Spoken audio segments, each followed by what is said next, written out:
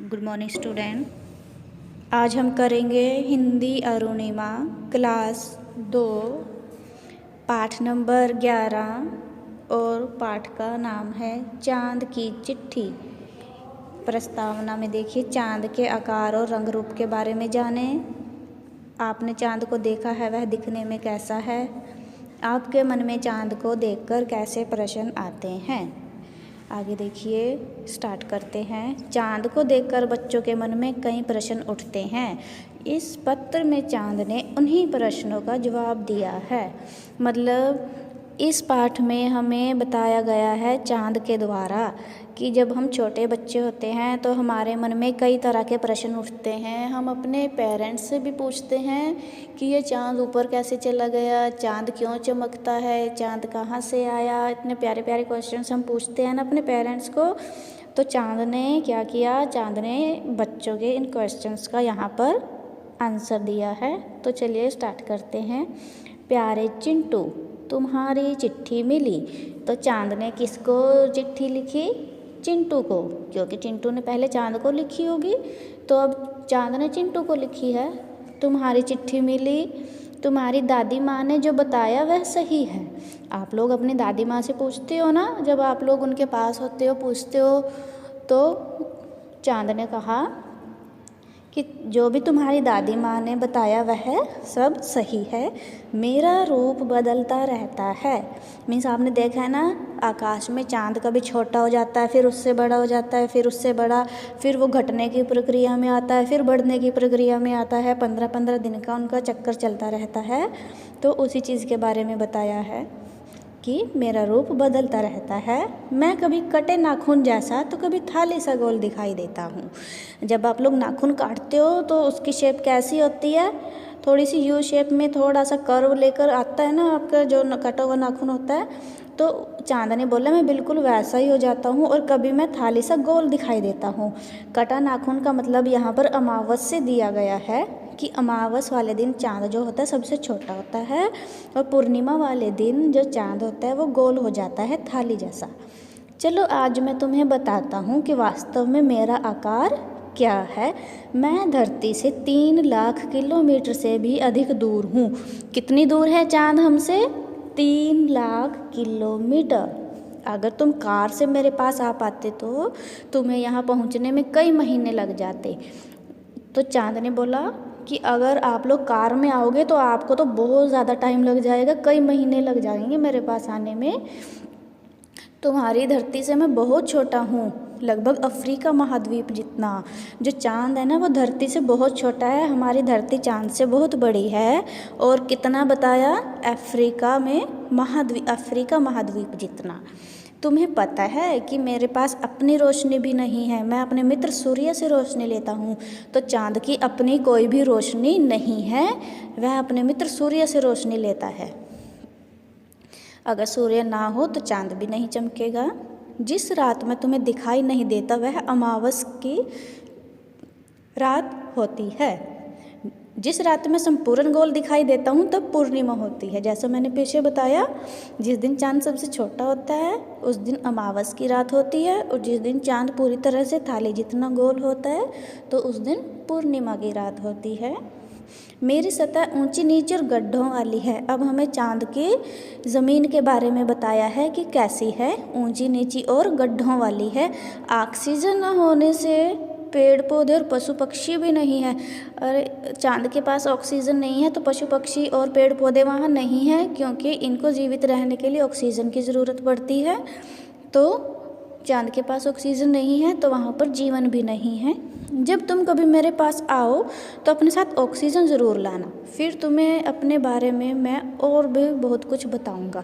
तो चांद ने कहा है जब भी आप मेरे पास आओगे, मीन्स अगर आप चांद के पास जाना चाहते हो तो आपको ऑक्सीजन साथ में लेकर जानी पड़ती है, और तब आप वहाँ जाकर चांद के बारे में बहुत कुछ जान सकते हो। तुम्हारे चंदा मामा।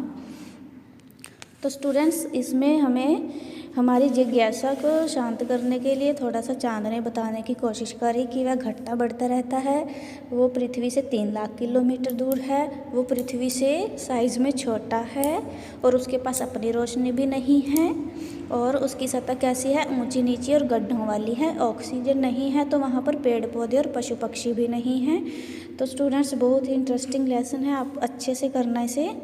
अब हम स्टार्ट करते हैं।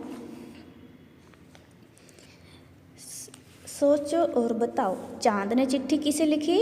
चिंटू को। चांद धरती से कितनी दूरी पर है? 3 लाख किलोमीटर से अधिक। चांद ने अपनी तुलना किस महाद्वीप से की? अफ्रीका महाद्वीप से। चांद पर जाना हो तो क्या लेकर जाना होगा? ऑक्सीजन। निम्नलिखित प्रश्नों के सही उत्तर पर टिक का निशान लगाओ। शुरुआत में चांद ने चिंटू को अपने बारे में क्या बताया कि उसका रूप बदलता रहता है। चांद पूर्ण रूप से गोल कब होता है? पूर्णिमा को। जिस रात चांद न दिखे वो कौन सी रात होती है? अमावस की रात। चांद की सतह कैसी है? ऊंची नीची। आगे देखिए, क्रिया छांटो। तुम्हारी चिट्ठी मिली।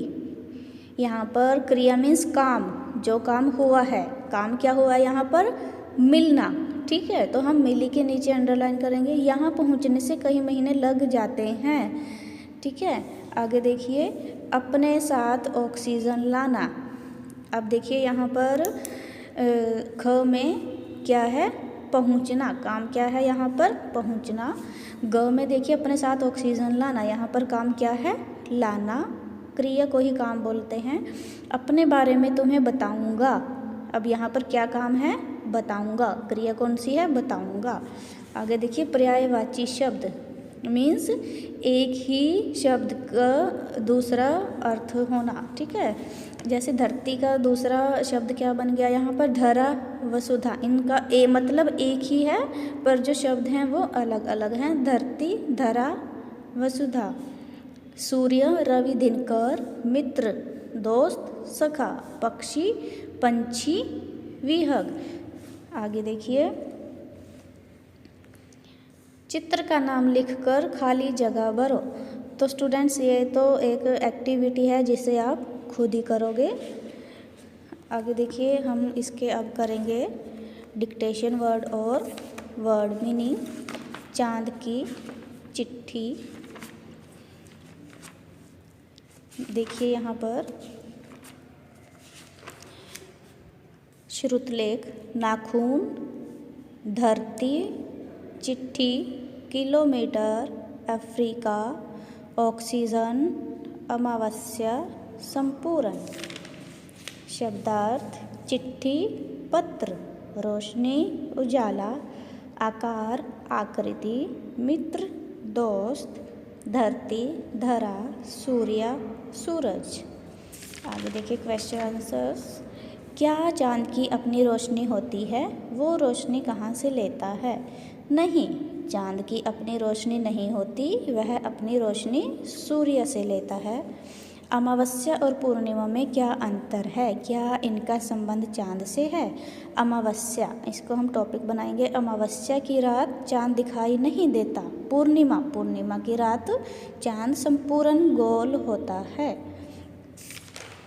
अमावस्या और पूर्णिमा का संबंध चांद से है। चांद पर जनजीवन संभव क्यों नहीं है? बताओ। चांद पर ऑक्सीजन न होने के कारण उस पर जीवन संभव नहीं है। चांद पर अगर कार से जा सकते तो कितना समय लगता? चांद पर अगर कार से जाते तो कई महीने लग जाते, क्योंकि चांद धरती से 3 लाख किलोमीटर से भी अधिक दूर है।